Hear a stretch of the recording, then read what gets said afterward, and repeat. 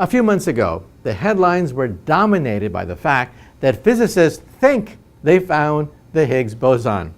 Well, the media said, well, this is a great discovery, but what do you mean you think you found the Higgs boson? Well, to within 5 standard deviations, yes, we think we found the Higgs boson. And the media said, what do you mean by that? Well, I would have answered the question differently. I would have said, with 99.9999% confidence, we have bagged the Higgs boson. If you are an odds maker in Las Vegas, and the bets are that you are 99.9999% confident that you have it, then yes, you have it. So experimental data is not ironclad. You have a bell-shaped curve of information. A bell-shaped curve where the data indicates that you're sitting right here on the top of the bell-shaped curve. But as you go away from the bell-shaped curve, you undergo 1 standard deviation, 2 standard deviation, 3 standard deviations. And here we have 5 standard deviations of proof. So in physics, we use that as the gold standard. If you can say you found something within 5 standard deviations, then it means that within 99.9999% accuracy, you have actually found it. Most people would say, of course you have found it. The Higgs boson is important, not just because it gives particles mass. That's how the media played it. And people say, well, so what? $10 billion for another god-darn subatomic particle that gives us mass? What's the big deal? Why call it the God particle? Why say that it's one of the great achievements of modern science? Well, you have to understand something. We physicists squirm when we hear God particle. But you see, there is some truth to the name, the God particle. We physicists say that the universe was created in a Big Bang 13.7 billion years ago. But then the question is, why did it bang? What set off the bang? We don't know. It's a big mystery. Well, the answer is a Higgs-like boson set off the Big Bang. It put the bang in the Big Bang. See, the purpose of Higgs bosons, and there's more than one, the purpose of the Higgs boson is to break a symmetry. And when you break symmetries like the symmetry of the universe, then you get Big Bangs. So what is the Higgs boson? The Higgs boson is a fuse. It's a match. It's the spark that set off the Big Bang. It put the bang in the Big Bang. We have found the Higgs boson. So then the next question is, what's next? Well, the Large Hadron Collider, this machine that is 27 miles in circumference, costing $10 billion, is big enough to create the next generation of particles. So the Higgs boson, in some sense, is the last hurrah for the old physics. The old physics of what is called the Standard Model, which gives us quarks and electrons. The new theory is going to take us into dark matter. Now, we know dark matter exists. Dark matter is invisible, so if I held it in my hand, you wouldn't see it. In fact, it would go right through my fingers, go right through the rock underneath my feet, and go all the way to China. It would reverse direction and come back from China all the way here to New York City and go back and forth. So dark matter has gravitational attraction, but it is invisible. And we are clueless as to what dark matter really is. The leading candidate for dark matter today is called the sparticle.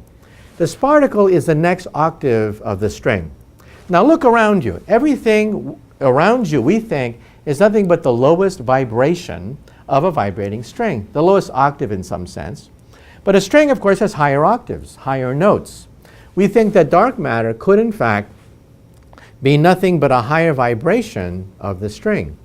So we think that 23% of the universe, which is the dark matter's contribution to the universe, comes from a higher octave of the string. Now, the Standard Model, which we have ample verification of, only represents 4% of the universe. So the universe of atoms, protons, neutrons, neutrinos, that universe only represents 4% of what there is. 23% is dark matter, which we think is the next vibration up of the string. And then 73% of the universe is dark energy. Dark energy is the energy of nothing. It's the energy of the vacuum. Between two objects in outer space, there's nothing. Nothing except dark energy which is pushing the galaxies apart. So when people say, if the universe is expanding, they say two things. What's pushing the galaxies apart? And what is the universe expanding into? Well, what's pushing the galaxies apart is dark energy, the energy of nothing. Even vacuum has energy pushing the galaxies apart. And then what is the universe expanding into? Well, if the universe is a sphere of some sort, and we live on the skin of the sphere, and the sphere is expanding, what is the sphere expanding into? Well, obviously, a bubble, a balloon, expands into the third dimension, even though the people living on the balloon are two-dimensional. So when our universe expands, what does it expand into? Hyperspace, a dimension beyond what you can see and touch. In fact, string theory predicts that there are 11 dimensions of hyperspace.